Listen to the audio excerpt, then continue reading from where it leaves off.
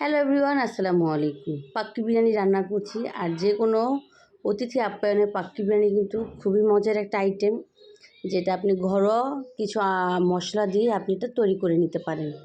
আমি মাংসটাকে ধুয়ে ভালোভাবে পানিটা ঝরানোর জন্য একটা ছাঁকনিতে দিয়ে দিয়েছি। এখন আমি মশলা রেডি করছি।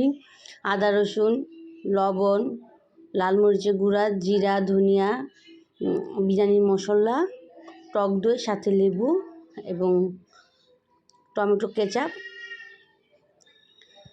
টেস্টিং সল্ট, সমস্ত মশলাকে এখন আমি হাতের সাহায্যে খুব ভালোভাবে নেড়ে চেড়ে নিচ্ছি। আর দিয়ে দিলাম সিরকা, আর লবণটা পরিমাণ মতন দিবেন। এবং মাংসটাকে ভালোভাবে আমি ছাঁকনি থেকে নিয়ে সুন্দর করে ম্যারিনেট করে নেব। এখন কিছু দিয়ে দিব সামান্য একটু সরিষার তেল, বা আপনারা চাইলে সয়াবিন তেলও দিতে পারেন বা অলিভ অয়েলও দিতে পারেন।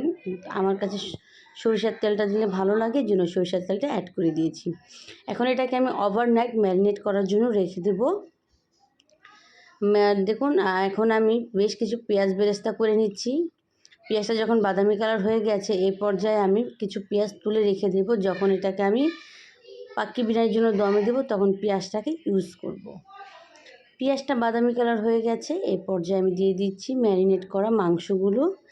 আমি কিন্তু পানি ইউজ করব না, শুধু হাঁড়ির যে মশলাটা ধোয়া যে পানি, ঠিক অতটুকু পানি দিয়ে আমি কিন্তু ফুল মাংসটা রান্না করব। যেহেতু এটা ওভারনাইট ম্যারিনেট করা ছিল, টক দই, লেবু দিয়ে দিয়েছি, টক দিয়েছি, তো অতি তাড়াতাড়ি সেদ্ধ হয়ে যাবে। দিয়ে দিয়েছি গোটা গরম মশলা, দিয়ে দিলাম আস্তে আস্তে কাঁচামরিচ ঝালের জন্য। আমি একটু ঝালটা একটু পরিমাণ মতন রাখার চেষ্টা করি, যেহেতু আমার বাচ্চারা খাবে, তো সেই জন্য।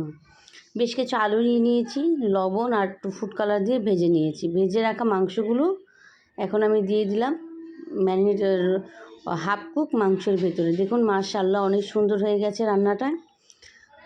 মাংসটা যখন হয়ে গেছে, এই পর্যায়ে এটাকে নামিয়ে রেখে হাঁড়িতে আমি বড় একটা হাঁড়ি বসিয়ে দিয়েছি। আমি প্রায় 1.5 কেজি পরিমাণ পোলাওয়ের চাল নিয়েছি।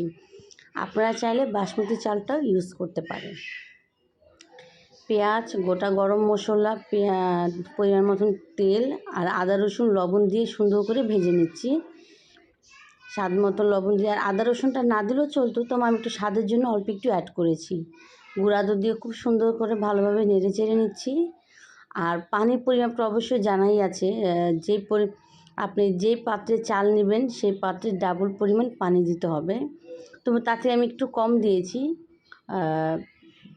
কারণ মশলায় একটু মাংস আছে গ্রেভি গ্রেভি, এই জন্য হালকা একটু কম দিয়েছি, যাতে একটু নরম না হয়, যাতে একটু সুন্দর ঝরঝরা হয়। দেখুন, আমার পোলাওটা দমে দিয়ে দিয়েছি সুন্দরভাবে। এখন দমে দিয়ে দিচ্ছি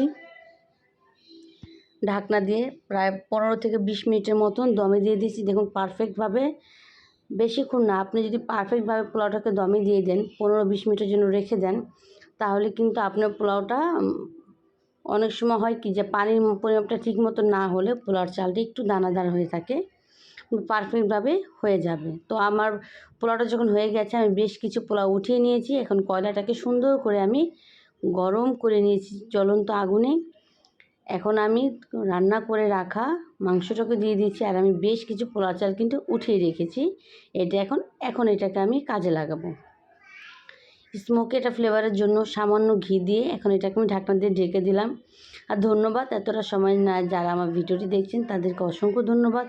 অবশ্যই যারা আমার ভিডিওটি ইউটিউব থেকে দেখছেন, আমার চ্যানেলটা সাবস্ক্রাইব করে দেবেন। যারা ফেসবুক পেজ থেকে দেখছেন, অবশ্যই পেজটা ফলো দিয়ে দেবেন, আমার গ্রুপে শেয়ার করে দেবেন। এখন আমি কিছু সামান্য লিকুইড দুধ,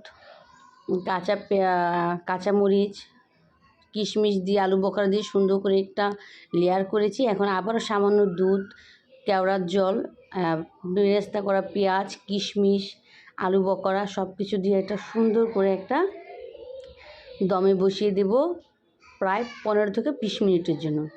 বেশ কিছু ফুড কালার দিয়ে দিয়েছি, যাতে খুব সুন্দর একটা কালার আসে কিছু কিছু অংশ। আর দিয়ে দিয়েছি ঘিটা তো অবশ্যই দিবেন, যাতে খুব ভালো একটা ফ্লেভার আসে, এবং বাদাম, বেশ কিছু বাদাম কুচিও দিয়েছি। এখন আবার আমি সেই কয়লাটাকে একটু গরম করে দিয়ে দিয়েছি, যাতে খুব সুন্দর পোলাওটার সাথে খুব একটা স্মোকি ফ্লেভারটা চলে আসে।